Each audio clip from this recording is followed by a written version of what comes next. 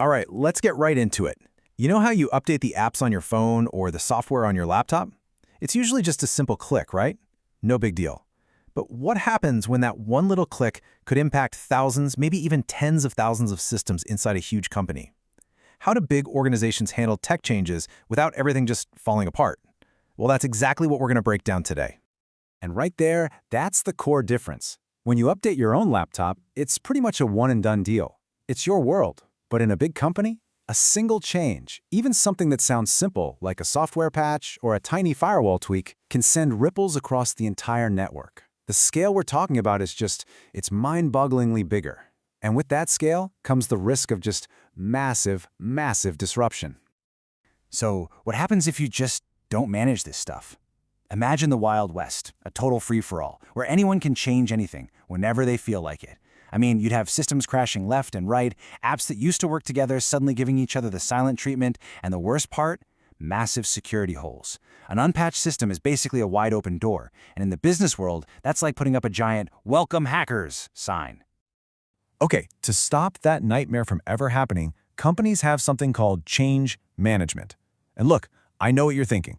That sounds like a bunch of red tape and boring paperwork. But it's not really about bureaucracy. It's a formal, thought-out process with one main goal: to make sure any change, whether it's tiny or huge, gets done in an orderly way. You know, a way that keeps everything stable, secure, and running smoothly. So, what does this actually look like in the real world? Let's pop open the playbook and see how a simple idea becomes a safe, approved action.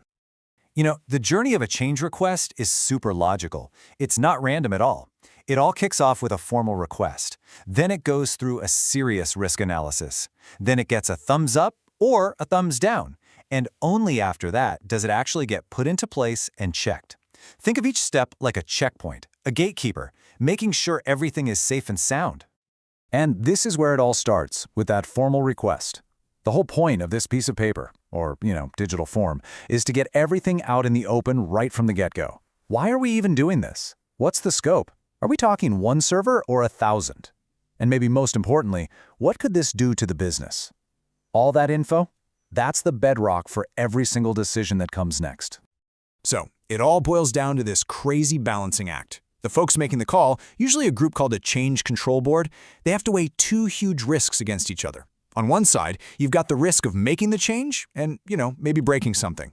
But on the other side, there's the risk of doing nothing, and that could mean leaving a huge security hole wide open or letting a service die. It's definitely not an easy choice.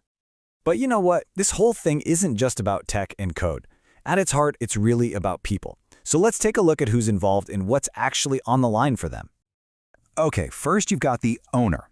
Now, this is not the IT person in the server room flipping switches. The owner is the person or department that's actually responsible for the system being changed. So, for example, the shipping department. They own the shipping software. They're the ones who manage the process, and at the end of the day, they have to sign off and say, yep, it worked. And then you've got the stakeholders. Basically, these are all the other people and teams who are going to feel the effects of this change. And here's where it gets kind of tricky. Figuring out who all those people are isn't always obvious. A seemingly small change can send out these unexpected ripples that touch almost everyone. Let's use an example to make this super clear. Imagine the IT team needs to do a simple software update for the printers that print out shipping labels. Sounds pretty minor, right? Just a printer update. What could go wrong? Well, this is where you see that hidden complexity. That simple printer update, it's not just about shipping and receiving. Suddenly, the accounting department can't get the data they need for their reports. Customer deliveries start getting delayed. It can even mess with how fast the company can book its revenue. All of a sudden, a little printer patch is on the CEO's radar. It's a perfect example of how a tiny tech tweak can impact the whole company's bottom line.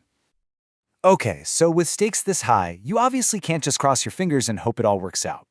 A massive part of change management is actually planning for the worst-case scenario. It's all about building a solid safety net for when, not if, things go wrong. There's a great way to think about this. I saw it described as a technological safe space where you can make mistakes. And that is the perfect description of a sandbox environment. It's basically a playground where you can try things, break things, and learn, all without any real-world fallout. So what is a sandbox? It's basically a carbon copy of your live, running system, the production environment. This is where you can test out that printer patch, see what it does, and make sure it works perfectly. But just as crucial, it's where you get to test your plan for what to do if it all goes sideways. Because let's be real, what happens if you've done all your testing, but the change still causes a huge problem out in the real world?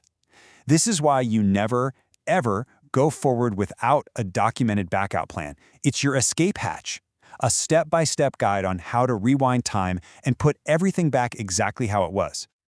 And this plan kind of has layers. First, you try your main backup procedure, the one you already tested.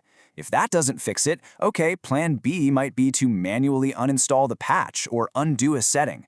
And if you're having a really, really bad day and nothing else works, you have the ultimate break glass in case of emergency option, restoring the whole system from a full backup you took right before you started. Of course, even when a change goes perfectly, it can still be disruptive, right? That's why timing is everything. Changes are almost always scheduled during what they call maintenance windows. Think late at night, on weekends, maybe over a holiday. The goal is to mess with as few people as possible while they're trying to work. This is why your IT friends are so often working when the rest of us are kicking back.